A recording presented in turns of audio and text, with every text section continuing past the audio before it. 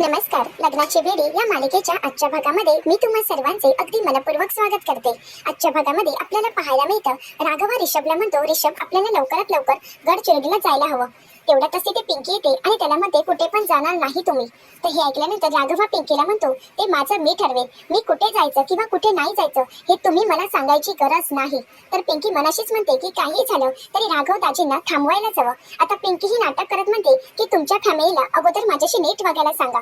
तर राघव पिंकीला म्हणतो की तुम्ही अगोदर नीट वागायला शिका आणि मगच माझ्या फॅमिलीला सांगा आणि आवाज खाली ठेवा. आणि हो, आधी मधूचा हात सोडा. तर लगेच पिंकी मधूचा हात सोडते. तर त्यानंतर राघव मधूला विचारतो, मधू अगं नक्की काय झालंय ते मला नीट सांगशील का? तर मधू काही सांगायला जाणारच तेवढ्यातच पिंकी म्हणते, मी सांगते ना, मी सांगते तुम्हाला काय झालं आहे. अहो तुमची ही मधू मधू करणारी राणी माझ्या मागावर होती, माझं बोलणं चोरून ऐकत होती ही टवळी. तर मधू ही राघवला म्हणते, राघव असं काही झालं नाही, मी फक्त माझा फोन शोधत होती. तर त्यानंतर पिंकी ही मधूला म्हणते, अरे किती खोटं बोलते ही, आणि ते सुद्धा तुमच्या समोर हिची खोटं बोलायची हिंमतच कशी होती, एवढं कसं काय तू खोटं बोलू शकतेस? तर मधू ही पिंकीला म्हणते की तू खोटं बोलत आहेस. पिंकी मधूला म्हणते की तू खोटं बोलत आहेस. त्या दोघांचीही भांडणं चालू होतात. तर राघव मात्र शांतच असतो. तर पिंकी ही राघवला म्हणते की तुम्ही पोलीस आहात ना, मग दाखवा ना तुमचा खाकी इंगा. मी एक सामान्य नागरिक आहे, त्यामुळे माझं संरक्षण करणं ही तुमची ड्युटी आहे. तर राघव पिंकीला म्हणतो, तुम्ही अगोदर शांत व्हाल का आणि आवाज खाली ठेवा.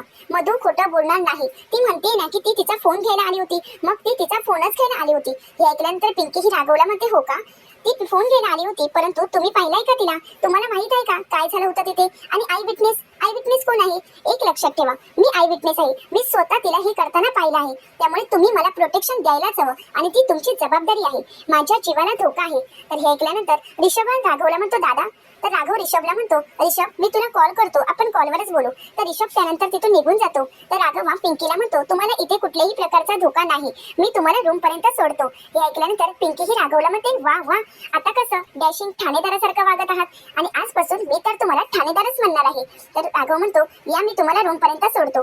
तर पिंकी म्हणते, ठीक आहे, परंतु इथून पुढे तुम्हीच मला प्रोटेक्शन देणार आहात. तर राघव काही न बोलता पिंकीला तिच्या रूम मध्ये सोडायला जाणार. हे पाहिल्यानंतर मधू ही राघवला थांबवत असते, परंतु राघव इशारानेच मधूला शांत राहायला सांगतो.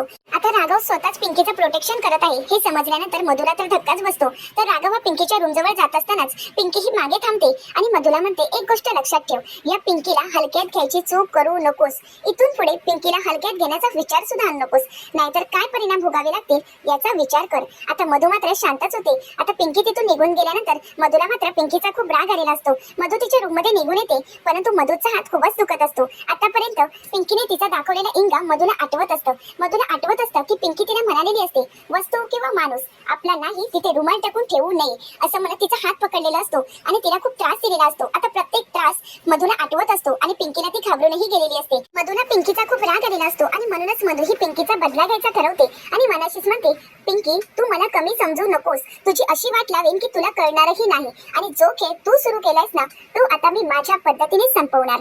तर दुसरीकडे पाहायला मिळतं रुक्मिणी काकू रेश्माला म्हणतात, रेश्मा मी रिषभच्या चुकीचं समर्थन करत नाही, परंतु मला इतकंच वाटतं की तू पुन्हा एकदा तुझ्या निर्णयाचा विचार करावा. अगं तू किती वर्ष झाली रिषभला ओळखत आहेस. तर त्यानंतर ऋतुजाही रेश्माला म्हणते, रेश्मा अगं रिषभचं फक्त तुझ्यावर प्रेम आहे. तर रुक्मिणी काकू रेश्माला म्हणतात, रेश्मा अगं जिने तुमच्या मनात हा विचार भरवला ती तर स्वतःच घर सोडून गेली आहे. तर ऋतुजा म्हणू लागते, आणि तेही तिच्या मैत्रिणीच्या नवऱ्यासोबत पळून गेली आहे, आणि तुला खरंच तिचं ऐकायचं आहे का? तर रुक्मिणी काकू रेश्माला समजावत म्हणतात, रेश्मा अगं किती वर्षांचा तुमचा सहवास आहे, इतक्या वर्षात रिषभ एकदा तरी चुकीचा वागला का? रेश्मा तर काहीच बोलत नाही. तर ऋतुजाही रेश्माला म्हणते, अगं त्याने दुसऱ्या मुलीकडे कधी नजर वर करूनही पाहिलं नाही. तर रेश्मा ही प्रत्युत्तर करत ऋतुजाला म्हणते, एकदा पाहिलं तिच्या जवळ गेला, नको तितका जवळ गेला. तर रुक्मिणी काकू रेश्माला म्हणतात, रेश्मा अगं त्याच्याकडून ही चूक नकळतपणे झाली आहे, रेश्मा प्लीज त्याला माफ कर ना. रेश्मा म्हणते, बरोबर आहे तुमचं, तुम्ही तर त्याचीच बाजू घेणार आहात ना. तर रुक्मिणी काकू म्हणतात, नाही ग, अगं तुम्ही दोघांनी आनंदात राहावं एवढीच तर आमची इच्छा आहे. तर रुक्मिणी काकू ना रेश्मा म्हणते की असं तुम्हाला वाटत आहे, आणि जर रिषभला वाटत असतं ना तर त्याने डिवोर्स पेपरवर सहीच केली नसती.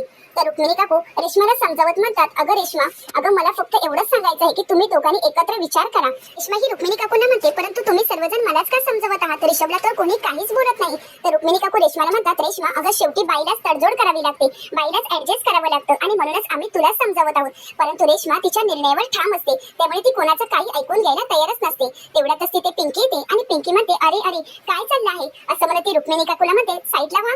तर रुक्मिणी काकू रागानेच पिंकी जवळ पाहतात. तर पिंकी मध्ये राहिलं असं म्हणत पिंकी ही रुक्मिणी काकूंच्या बाजूलाच बसते आणि रुक्मिणी काकूंना विचारते, काय चाललंय तुमचं? अहो, तुमच्या पक्षाच्या महिला सबलीकरणाच्या कार्यक्रमाची जोरदार चर्चा राजकीय विभागात नेहमीच चालू असते आणि तुम्ही स्वतः काय सांगत आहात तुमच्या सुनेला? अहो, नवरा बायकोचं नातं असतं ते कसं असायला हवं? तर रुक्मिणी काकू पिंकीला म्हणतात, आता काल लग्न झालेली मुलगी मला समजवणार का नवरा बायकोचं नातं कसं असायला हवं? तर पिंकी ही रुक्मिणी काकूंना म्हणते, आता प्रत्येक माणूस अनुभवातूनच शहाणा होतो असं नाही ना. संसाराला रथ समजून जर पाहिलं तर नवरा बायको त्या रथाची चाकं असतात. आता एक चाक कधी डगमगलं तर सगळा भार दुसऱ्या चाकावरच येतो. मग आपण भार आलेल्या चाकालाच नीट चाल अशी अक्कल शिकवायची नसते, तर उलट जे चाक डगमगलं आहे ते दुरुस्त करून जोडण्याचा प्रयत्न करायचा असतो. परंतु तुम्ही तर सगळं काही विरुद्धच करत आहात. रुक्मिणी काकू पिंकीला म्हणतात, हा माझ्या घरचा प्रश्न आहे, त्यामुळे तू मध्ये पडू नकोस. तर पिंकी ही रुक्मिणी काकूला म्हणते, हो, परंतु तुम्हीच तर मला मध्ये पडायची वेळ आणली, नाहीतर मला तर काही मध्ये पडायचं नव्हतं. रुक्मिणी काकू म्हणतात, परंतु तुला मी अगोदरच सांगत आहे, तू यामध्ये पडू नकोस. पिंकी ही रुक्मिणी काकूंना विचारते, आता मला सांगा, या दोघांचं नातं वाचवण्यासाठी तुम्ही काय प्रयत्न केले? तर रुक्मिणी काकू पिंकीला म्हणतात, आता ते मी तुला का सांगू? तर पिंकी मध्ये राहिलं तर त्यानंतर पिंकी ही रेशमाला म्हणते, रेशमा, एक गोष्ट लक्षात ठेव, तुझ्या आयुष्याचा प्रश्न आहे आणि तुझ्या आयुष्याचा निर्णय आहे, त्यामुळे तो निर्णय तू स्वतः घे. कोणाच्या सांगण्यावरून निर्णय बदलू नकोस किंवा कोणाच्या सांगण्यावरून निर्णय घेऊ नकोस. तुझ्या आयुष्याचा निर्णय तूच घे. आता पिंकीने रेशमाला समजावलेलं असतं. तेवढ्यातच तिथे शकुंतला देवी येतात आणि शकुंतला देवी पिंकीला म्हणतात, सुप्रभात पिंकी मॅडम, सुप्रभात. पिंकी म्हणते, शकुंतला देवी तुम्ही? नमस्कार असं म्हणत ती शकुंतला देवींजवळ जाते आणि शकुंतला देवीने म्हणते, काय मग तुम्ही सकाळी सकाळी इथे येणं केलं? तर शकुंतला देवी पिंकीला म्हणतात की आमच्या पार्टीच्या काही सदस्यांना समजलं आहे की तुम्ही इथे आला आहात, त्यामुळे त्यांनी तर हट्ट सरला आहे की तुम्हाला भेटायचं आहे आणि म्हणूनच मी विचारायला आले होते की तुम्ही आमच्या पार्टी ऑफिस मध्ये येता का? तर पिंकी ही शकुंतला देवीना म्हणते, पार्टी ऑफिस मध्ये कशाला? तुम्ही इथेच बोलवा की त्यांना. तर शकुंतला देवी विचारतात, इथे? तर पिंकी म्हणते की हो, हे तर आपलंच घर आहे, तुम्ही बोलवा, चालेल, काहीच प्रॉब्लेम नाहीये. तर शकुंतला देवी म्हणतात, ठीक आहे, चालेल, मी आता मीटिंगलाच जात आहे, मी तुमचा निरोप त्यांना देते, त्यानंतर सर्वजण तुम्हाला भेटण्यासाठी इथेच येतील. तर पिंकी म्हणते, ठीक आहे. पिंकी ही शकुंतला देवींना ठीक आहे असं म्हणते, नमस्कार करते आणि त्यानंतर तिथून निघून जाते. आता शकुंतला देवी सुद्धा मीटिंगला चाललेल्या असतात. तर तेवढ्यातच रुक्मिणी काकू म्हणतात, थांब शकुंतला. तर शकुंतला देवी विचारतात, काय झालं रुक्मिणी? तर रुक्मिणी काकू म्हणू लागतात, काय चाललंय तुझं? काय प्रकार आहे? हे माझं घर आहे, पक्षाचं ऑफिस नाही. आणि काय ग, त्या मुलीची हाजी आजी काय करत असतेस तू? तर शकुंतला देवी रुक्मिणी काकूंना म्हणतात, अगं पिंकी मॅडम आमच्या पक्षाच्या नेत्या आहेत आणि पक्षश्रेष्ठी त्यांना मुलीप्रमाणे मानतात, त्यामुळे आम्हाला त्यांची हाजी आजी करणं खूप महत्त्वाचं आहे. तर रुक्मिणी काकू शकुंतला देवीने म्हणतात, स्वतःच्या स्वार्थासाठी असं वागणं योग्य नाही शकुंतला. शकुंतला देवी रुक्मिणी काकूंना म्हणतात, कसं आहे ना, राजकारणात मित्रापेक्षा शत्रूला जास्त जवळचं मानतात आणि पिंकी मॅडम आमच्या पक्षाच्या प्रतिष्ठित नेते आहेत. पक्षाला त्यांच्याजवळ खूप अपेक्षा आहेत आणि आम्हाला सुद्धा, मग आम्हाला आमचा स्वार्थ बघायला हवाच ना, आणि म्हणूनच आम्ही हे सगळं काही करत आहोत. बरं, आमच्या पक्षाचे खूप महत्त्वाचे सदस्य तुमच्या घरी येणार आहेत, आता त्यांच्या स्वागताची तयारी नीट झालीच पाहिजे आणि ती नीट करा बरं का, येते मी असं म्हणत शकुंतला देवी तिथून निघून जातात. परंतु रुक्मिणी काकूंना शकुंतला देवींचा खूप राग आलेला असतो.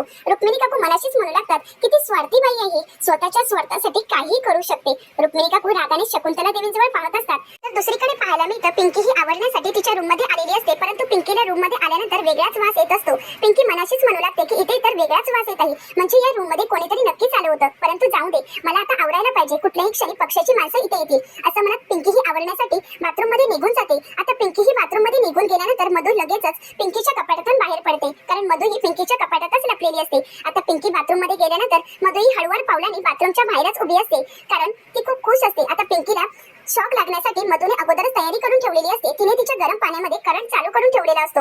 आता पिंकीला शॉक लागेल याचीच वाट मधु बाहेर उभी राहून पाहत असते आणि ती खूप खुश असते आणि मनाशीच म्हणू लागते, पिंकी, सव्वा शेर कोणाला म्हणतात हे तुला आत्ता कळेल. मला जो त्रास तू दिलायस ना त्याचा बदला मी एका फटक्यात घेणार आहे, एका फटक्यात नाही तर एका झटक्यात घेणार आहे असा विचार करत ती बाहेर थांबते. परंतु पिंकी बाहेर येते याची तिला जाणीव लागते, म्हणून ती पुन्हा एकदा कपाटात जाऊन लपते.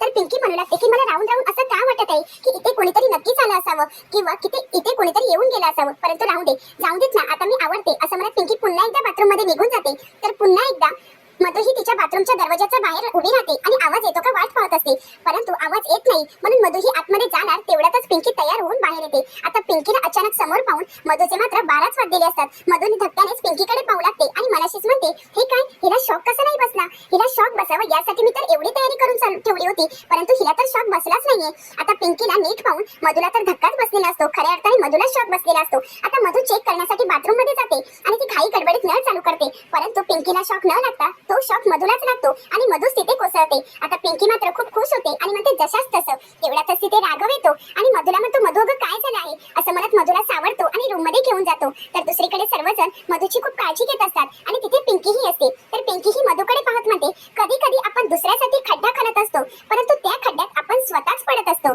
आता पिंकीने असं म्हटल्यानंतर मधुला तर धक्काच बसतो. तर पिंकीला राघव विचारतो तुम्हाला नक्की काय म्हणायचं आहे. तर पिंकी ही राघवला म्हणते आता तुम्ही हिलाच विचारा मला काय म्हणायचं आहे. मधु मात्र घाबरून गेलेली असते. तर पिंकी ही राघवला म्हणते ठाणेदार मी तुम्हाला अगोदरच सांगितलं होतं की मी तुमच्या घरामध्ये सेफ नाही. इथली माणसं माझ्यावर नजर ठेवून आहेत आणि आता तर माझ्या जीवावर उठली आहेत. तर रुक्मिणी काकू पिंकीला म्हणतात थांबव तुझी नौटंकी आणि कोण उठलं आहे तुझ्या जीवावर ते नीट सांग. तर पिंकी ही रुक्मिणी काकूंना म्हणते विचारा तिला बाथरूम मध्ये हिला शॉक कसा बसला आहे. तेव्हा मात्र मधु घाबरून गेलेली असते. तर पिंकी ही रुक्मिणी काकूंना म्हणते की मधु मधु म्हणताना मग हिनेच तर माझ्या अंघोळीच्या पाण्यामध्ये बादलीमध्ये करंट सोडला होता आणि माझा जीव घेण्याचा प्रयत्न केला होता. तर मधु ही पिंकीला म्हणते की खोटं बोलू नकोस मी असं काही केलं नाही. तर पिंकी म्हणते हो का तू असं काहीच केलं नाही. मग आता मला सांग तू हे सगळं काही केलं नाहीस याचा तुझ्याजवळ काय पुरावा आहे. तेव्हा मात्र मधु घाबरून गेलेली असते. तर राघव म्हणू लागतो प्लीज तिच्यावर कोणतेही आरोप करू नका. तुमच्याजवळ पुरावा असल्याशिवाय माझ्या घरच्यांवर कुठलेही आरोप केलेले मी सहन करणार नाही. तर पिंकी ही राघवला म्हणते हो का परंतु ही कांड करत असताना मी स्वतःहून पाहिलं आहे आणि तुम्ही म्हणत आहात की हिने काहीच केलं नाहीये का. तर रुक्मिणी काकू पिंकीला म्हणतात परंतु तू जर म्हणत आहेस मग मला सांग शॉक हिला का बसला आहे. तर पिंकी रुक्मिणी काकूंना म्हणते हे तुम्हीच तिला विचारा ना कारण हे तिनेच केलं आहे मग तो डाव तिच्यावरच कसा उलटला. पिंकी ही रुक्मिणी काकूंना म्हणते मी तेव्हाच ठरवलं होतं की हिचा डाव तिच्यावरच उलटवायचा आणि म्हणूनच तिला शॉक लागला. तर आता हे पिंकीचं बोलणं ऐकून राघव मधुला विचारतो मधु हे सगळं काही खरं आहे का. तर रुक्मिणी काकू राघवला म्हणतात राघव आता खरं खोटं करायची ही वेळ नाहीये. आता मला लगेच मधुला डॉक्टर जवळ घेऊन जायला हवं. तर पिंकी म्हणते कशाला एवढासा तर शॉक लागला आहे आणि साधा शॉक लागला आहे आणि ही ड्रामा करत आहे. आता मला सांगा माझे गेस्ट येणार आहेत त्यांचा स्वयंपाक कोण बनवणार. तेव्हा मात्र ऋतुजा इकडे तिकडे पाहू लागते. तर पिंकी ही ऋतुजाला विचारते काय झालं वरती काय तारे वगैरे मोजत आहेस का. आता स्वयंपाक कोण बनवणार. तर ऋतुजा म्हणते कोण बनवणार आहे. तर पिंकी म्हणते कोण बनवणार म्हणजे आता हा स्वयंपाक तुम्हालाच बनवायचा आहे कारण तिला तर शॉक लागला आहे आणि ती तर ड्रामा करत आहे त्यामुळे आताच तुम्हाला सगळा काही स्वयंपाक बनवावा लागणार. आता हे ऐकल्यानंतर ऋतुजाला तर धक्काच बसतो. रेश्मा तर शांतच होते. तर ऋतुजा आणि रेश्माला पिंकी म्हणते चला चला आता तुम्ही लगेच जाऊन कामाला लागायचं आहे. आता मला कुठलीही कारणं नको आहेत असं म्हणत त्या दोघांनाही स्वयंपाक करायला पाठवून देते आणि त्यानंतर ती मधु जवळ रागाने पाहू लागते. आता मधु मात्र पूर्णपणे घाबरून गेलेली असते. आता पिंकीने मात्र मधुचा चांगलाच काटा काढलेला असतो. पुढील भागामध्ये आपल्याला पाहायला मिळतं पिंकी ही राघवला म्हणते की मी आता सिद्ध केलं आहे की तुमच्या घरात मला धोका आहे त्यामुळे मला पोलीस प्रोटेक्शन देणं ही फक्त तुमची जबाबदारी आहे आणि ते पोलीस प्रोटेक्शन तुम्हाला तर द्यावंच लागणार आहे. तर राघव म्हणतो मला जमणार नाही कारण मी फक्त माझ्या सिनियरची ऑर्डरच घेतो. तर पिंकी म्हणते हो का मग आता तुम्हाला लगेच सिनियरची ऑर्डर येईलच परंतु तुमची ड्युटी सुरू होते आता. आता पिंकीने राघवला चांगलंच कामाला लावलेलं असतं. आता पिंकी या सगळ्यांना कशा प्रकारे धडा शिकवणार हे पाहण्यासाठी चॅनलला नक्कीच सबस्क्राईब करा. आजचा व्हिडिओ आवडला असेल तर व्हिडिओला लाईक करायला मात्र विसरू नका आणि व्हिडिओ पाहिल्याबद्दल तुम्हा सर्वांचे अगदी मनपूर्वक धन्यवाद.